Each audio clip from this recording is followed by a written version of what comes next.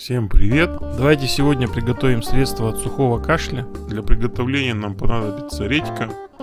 Редьку очистим, мелко натрем на терке.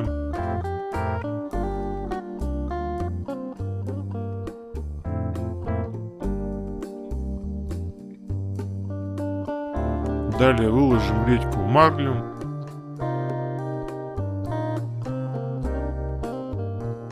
Марлю соберем в мешочек и выдавим сок в стакан. При этом выдавливать сок достаточно легко.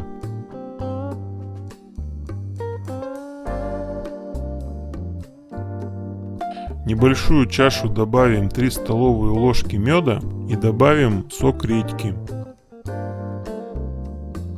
Все перемешаем, и наше средство от сухого кашля готово.